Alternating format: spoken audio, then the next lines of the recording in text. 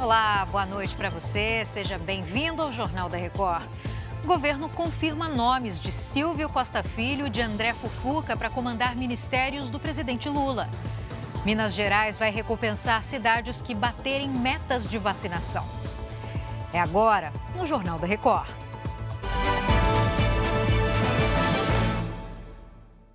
Oferecimento: Bradesco, não anote senhas no seu celular.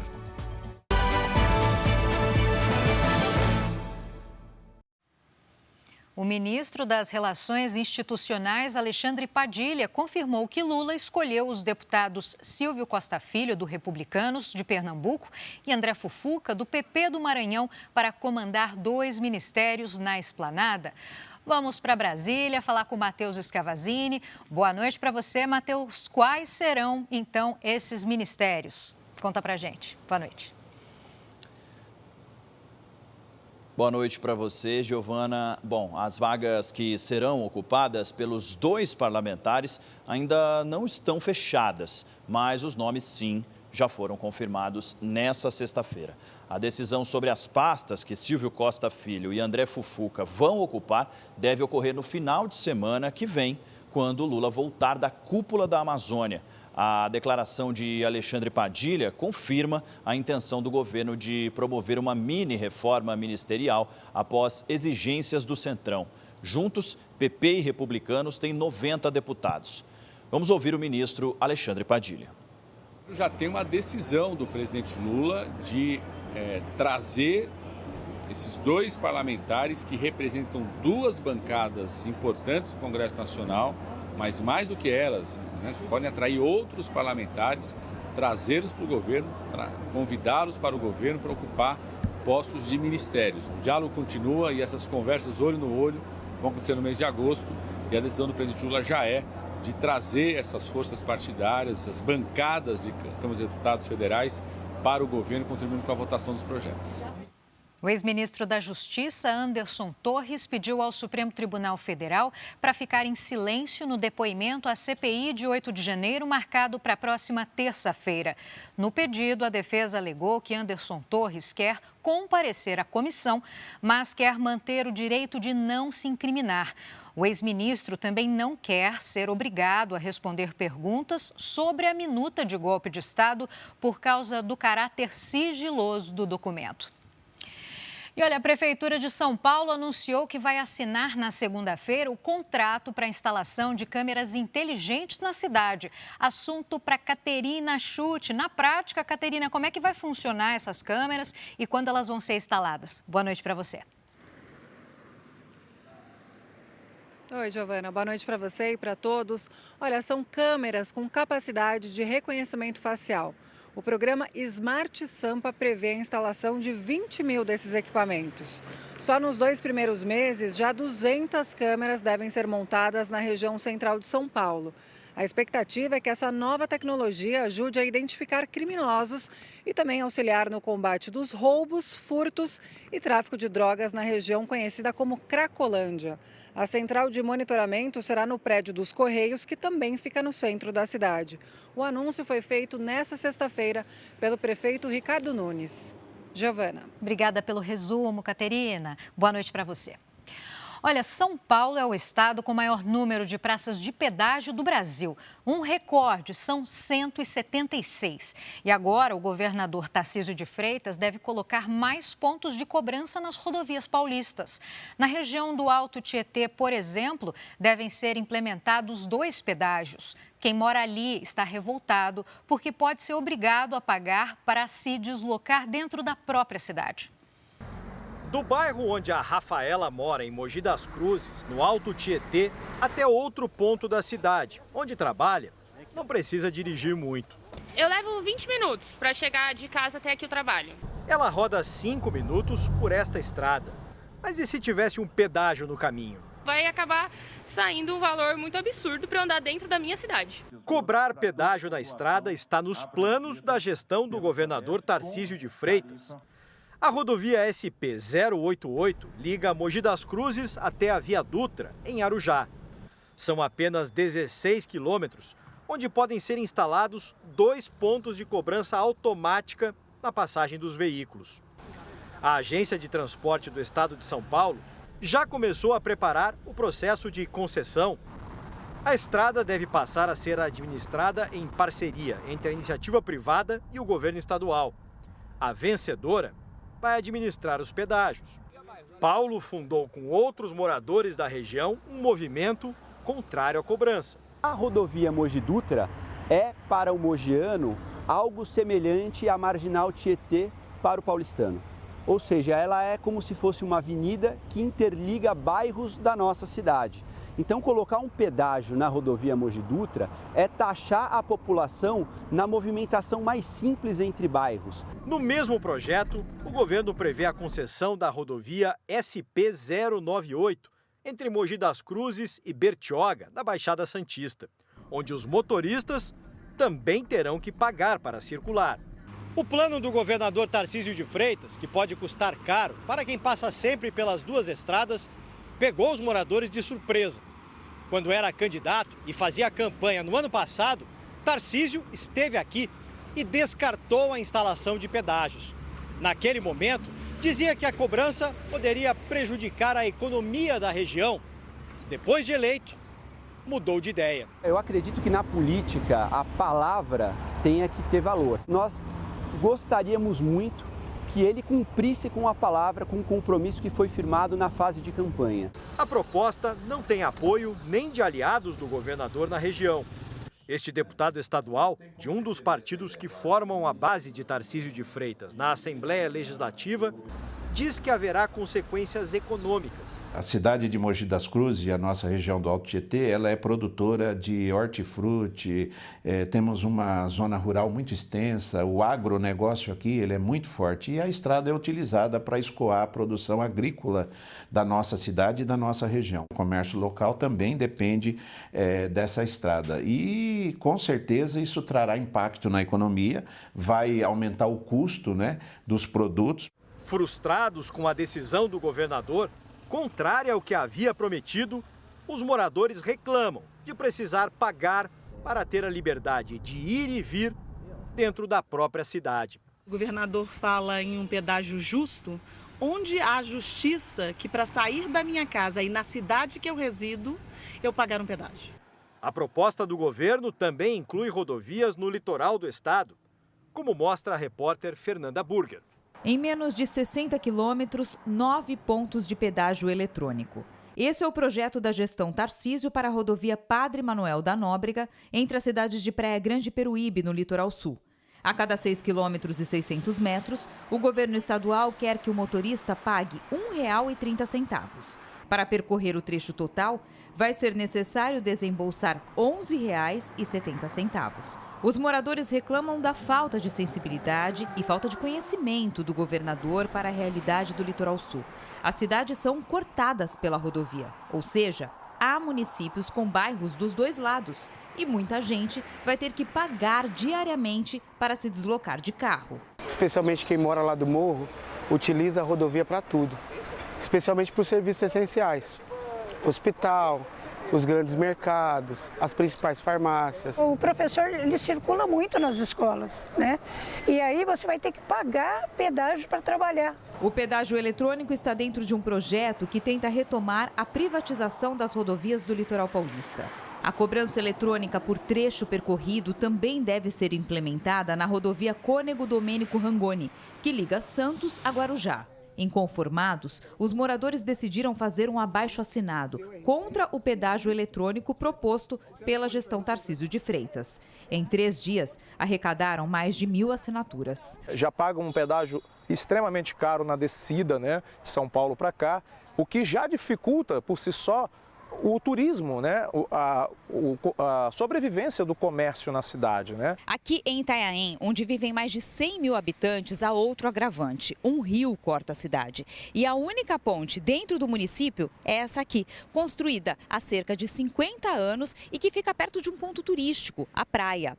A prefeitura acredita que na tentativa de fugir da cobrança de pedágio na rodovia, muitos motoristas vão escolher essa rota.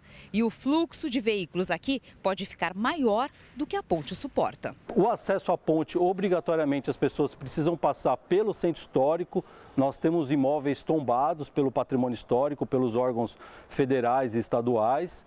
E também a nossa preocupação é o acesso ao atendimento de saúde. Nesta sexta-feira, o governo estadual publicou a convocação para audiência pública sobre o pedágio eletrônico, marcada para 18 de agosto. A Prefeitura de Itanhaém não descarta recorrer à Justiça para impedir a cobrança. Nós precisamos sensibilizar o governador para que ele recue desta ideia de implantar esse modelo de concessão.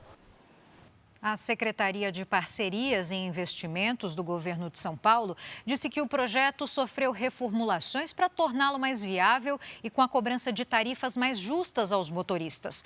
Também afirmou que vão ser construídas vias laterais para o deslocamento dos moradores sem o pagamento de pedágio. O ex-jogador da seleção brasileira, Paulo Roberto Falcão, foi denunciado na Delegacia da Mulher, em Santos, no litoral de São Paulo, por importunação sexual. Ele deixou o cargo de coordenador de esportes do Santos depois de tomar conhecimento da denúncia. A repórter Juliana Vaz traz as informações. Boa noite para você, Juliana. Boa noite, Giovana.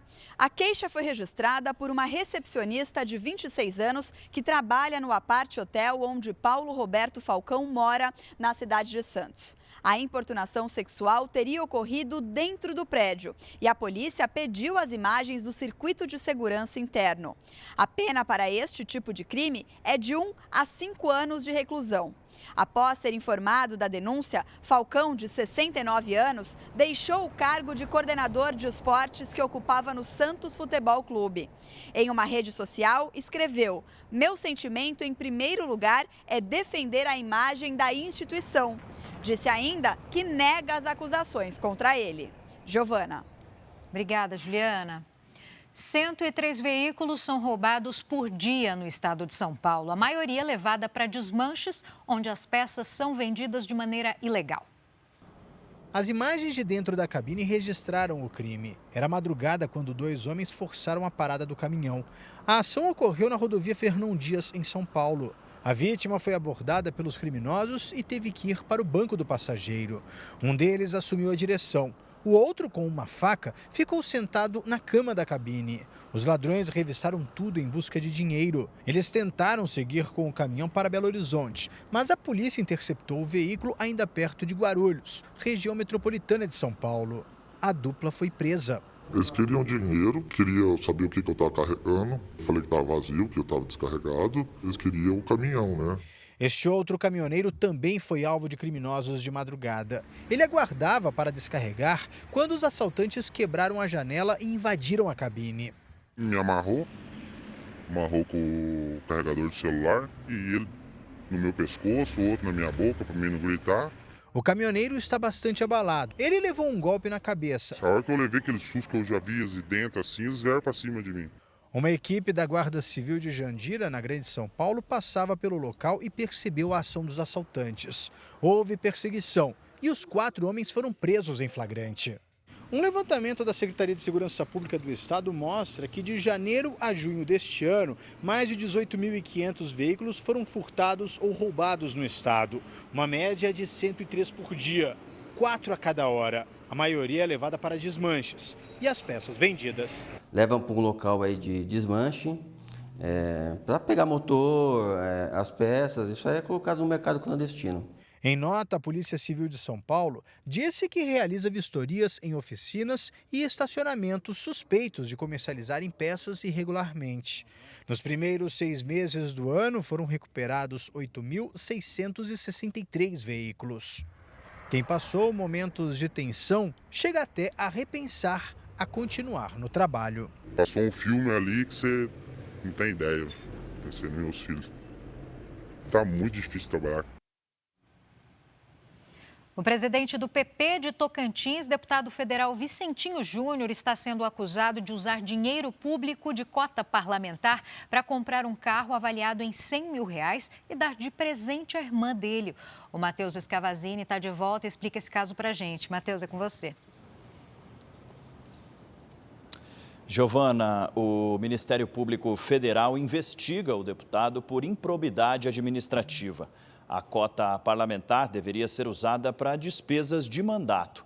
O deputado é acusado de usar uma cláusula do contrato de aluguel para comprar o carro com um grande desconto, o que contraria as regras da Câmara.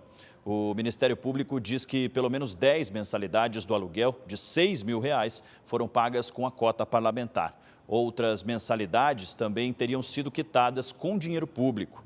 Documentos do Detran seriam prova de que o carro foi transferido da locadora para a irmã do deputado.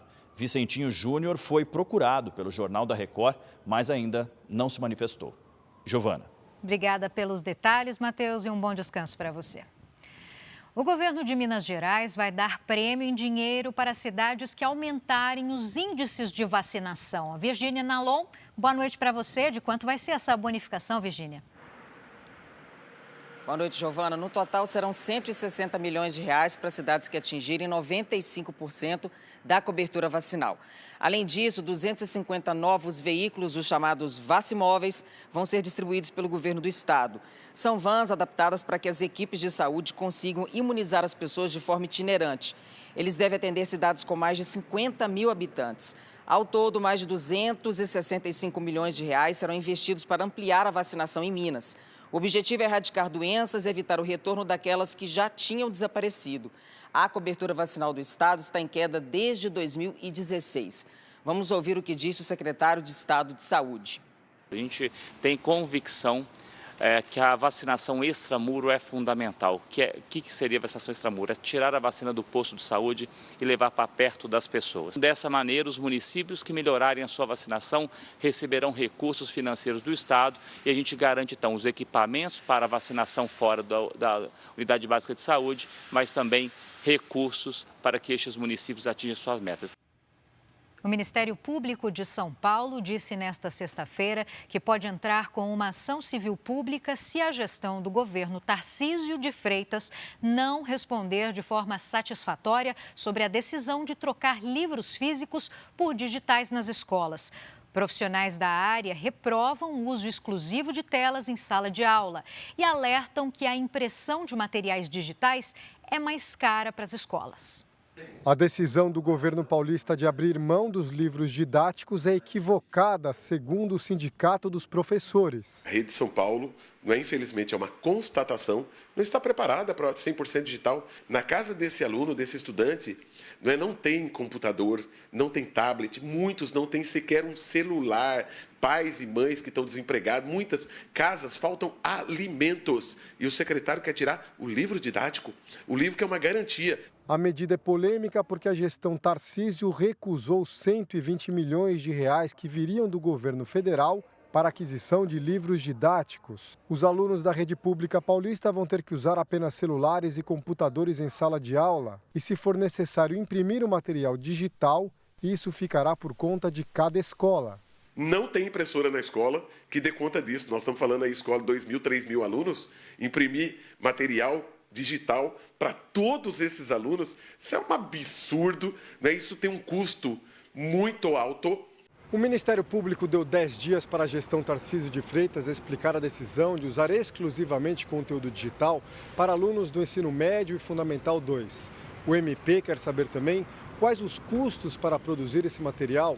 O inquérito civil foi aberto para apurar se a medida fere a legislação. A primeira preocupação que nos surgiu, além da possível falta de debate dessa medida, é realmente a falta de acesso de alguns alunos, né, ou de uma significativa parcela dos alunos da rede estadual, a equipamentos tecnológicos que comportem o uso desse tipo de material. Se as explicações da Secretaria de Educação Paulista não forem satisfatórias, o MP pode até entrar com uma ação civil pública para defender os alunos da decisão do governo. Se houver violação aos princípios constitucionais ou às normas legais, nós precisaremos tomar outras providências, mas o risco é justamente da adoção de uma medida experimental numa rede enorme e que possa trazer prejuízos pedagógicos aos estudantes e às comunidades escolares. Especialistas alertam que a tentativa de transformar o ensino público em conteúdo 100% digital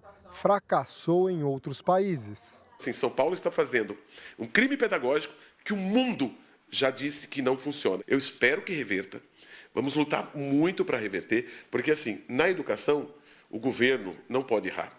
Porque o erro na educação, ele é geracional. Um erro agora custará uma geração. O Rio de Janeiro está entre as 4 capitais do Brasil com o maior preço da cesta básica. A pesquisa foi realizada em 17 capitais e foi divulgada pelo Diese. O Marcos Marinho traz as informações. Boa noite para você, Marcos.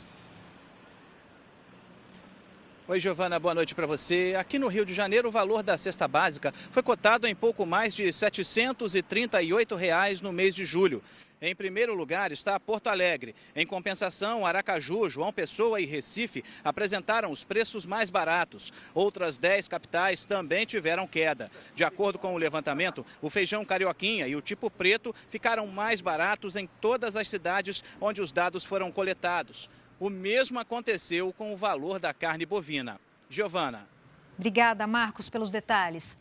E olha, a Justiça do Rio voltou a interditar o lago artificial da mansão de Neymar em Mangaratiba, na região da Costa Verde do Rio de Janeiro.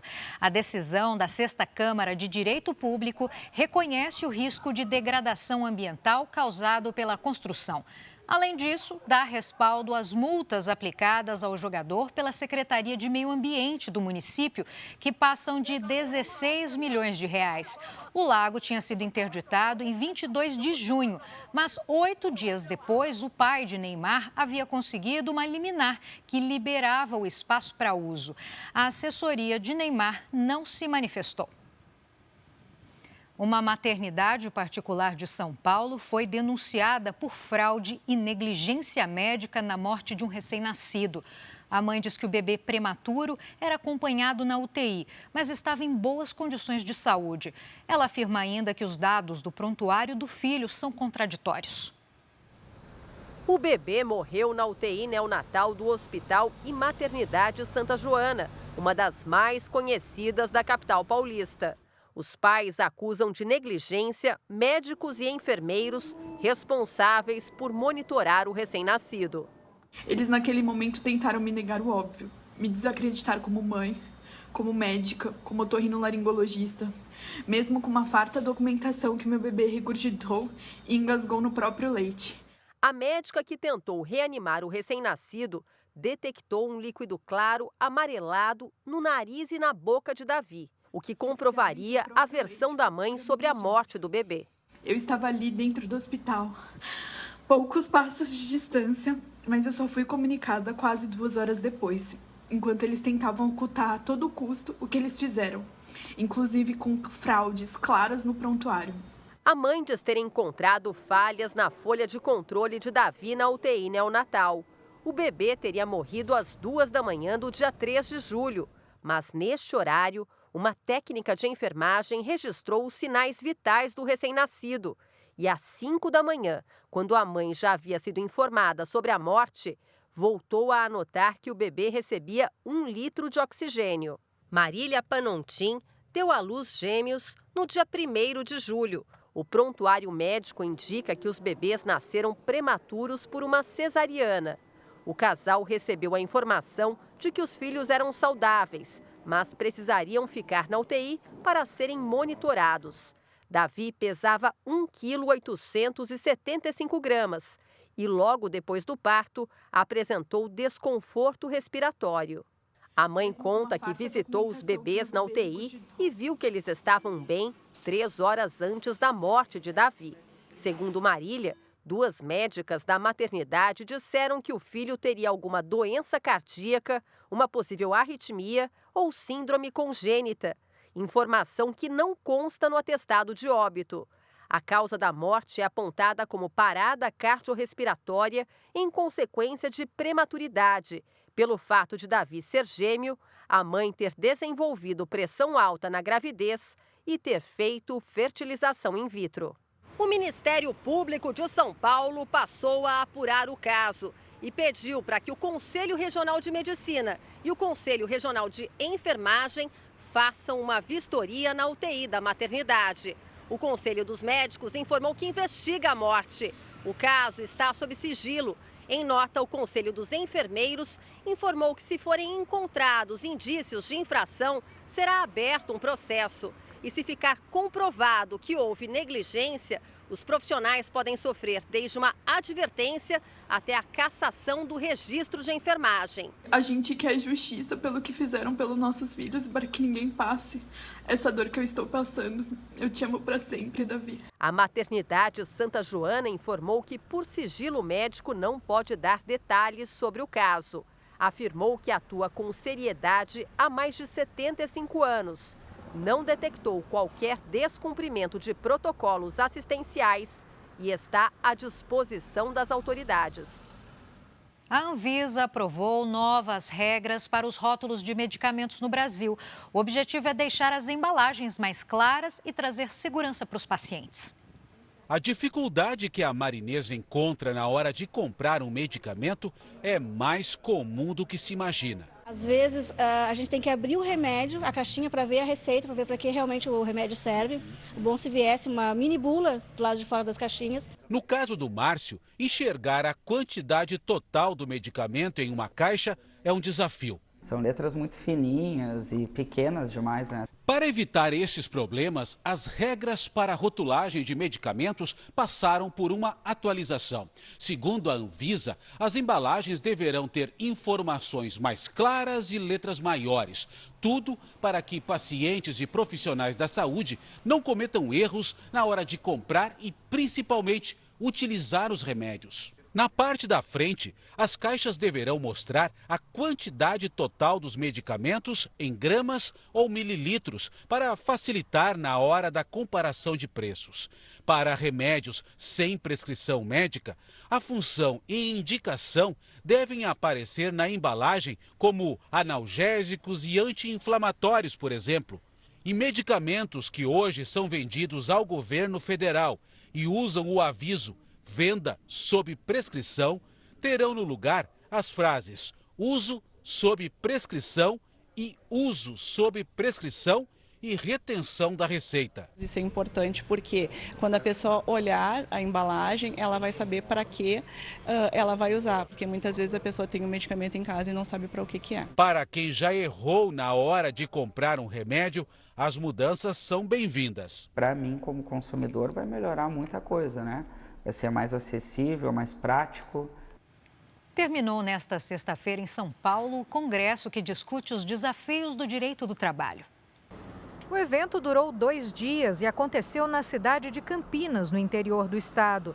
Nesta sexta foram debatidos temas como justiça social, tecnologia e as novas relações de trabalho.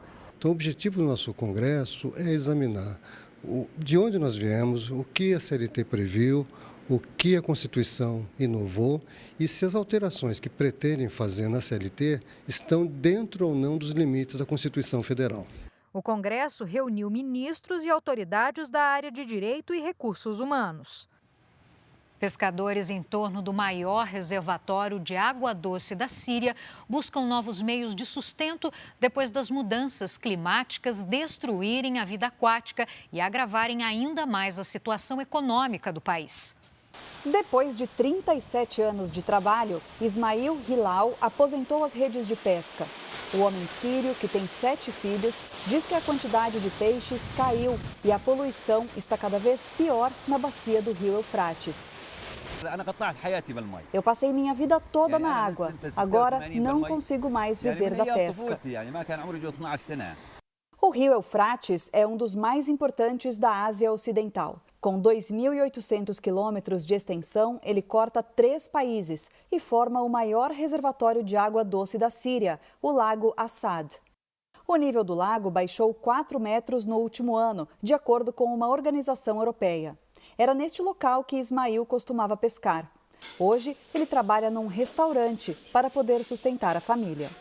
A crise climática aumentou as temperaturas e diminuiu a quantidade de chuvas no norte e no leste da Síria. Isso afetou a biodiversidade nos rios e lagos do país, que também enfrenta os efeitos de mais de uma década de guerra civil.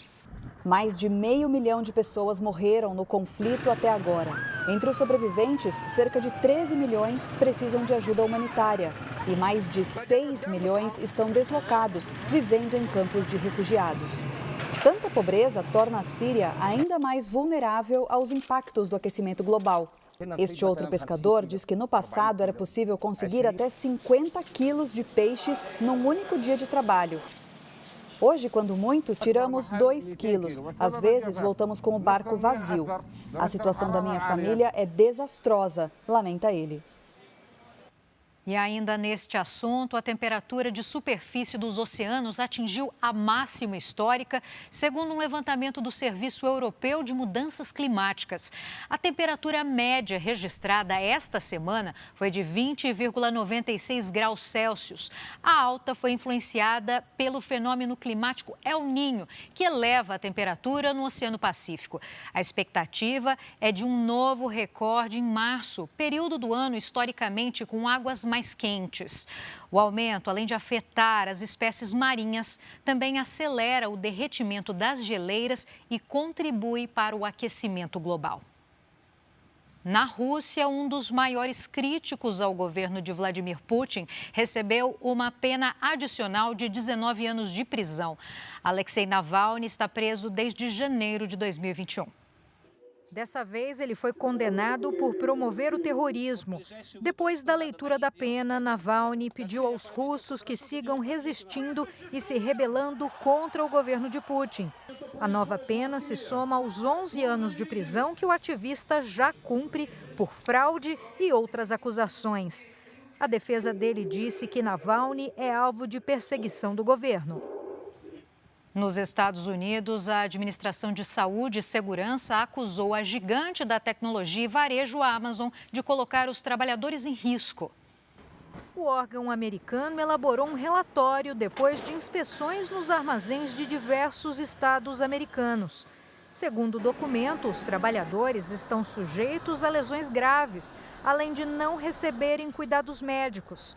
Desde o começo do ano, o órgão já multou a Amazon em cerca de R$730 mil. Em comunicado, a empresa disse que leva a sério a segurança do funcionário e que a taxa de acidentes de trabalho melhorou desde 2019. A China enfrenta as piores chuvas já registradas em 140 anos. Mais de 20 pessoas morreram. Na capital Pequim, quase 1 milhão de moradores precisaram sair das próprias casas por causa do risco de inundações. Em menos de 2 dias, choveu mais que o esperado para todo o mês de julho. As chuvas foram provocadas pelo tufão Doksuri, que atingiu a China na semana passada. Agora o esporte. O São Paulo apresentou o atacante Lucas Moura, que voltou ao clube depois de 11 anos no futebol europeu. Lucas, de 30 anos, vai voltar a usar a camisa 7 do São Paulo. O último clube do jogador havia sido o Tottenham, da Inglaterra. Ele fechou o contrato com o tricolor até o fim dessa temporada e já espera poder estrear no domingo contra o Atlético Mineiro pelo Brasileirão. O meu objetivo é estar preparado o mais rápido possível. Lucas volta com a expectativa de retomar uma história brilhante no São Paulo. Pelo clube, disputou 128 partidas e marcou 33 gols. Um deles na conquista da Copa Sul-Americana em 2012. Para falar a verdade, ainda parece que a ficha não caiu, parece que eu estou sonhando, voltando aqui no CT, onde eu vivi momentos incríveis. Então, quero desfrutar deste momento. E chegando em janeiro, a gente vai analisar a situação e aí toma outra decisão. A ginasta americana Simone Biles vai voltar a competir neste sábado. Em um treino nos Estados Unidos, a atleta mostrou que está preparada para o retorno às competições de alto nível. Em 2021, a ginasta anunciou uma pausa na carreira para cuidar da saúde mental. O Jornal da Record termina aqui. Ouça essa e outras edições dos boletins do JR 24 horas nas plataformas de áudio. Você fica também bem informado na edição deste sábado do Fala Brasil, a partir de 7h30 da manhã. Fique agora com o Fala Que Eu Te Escuto. Boa noite para você e um ótimo fim de semana.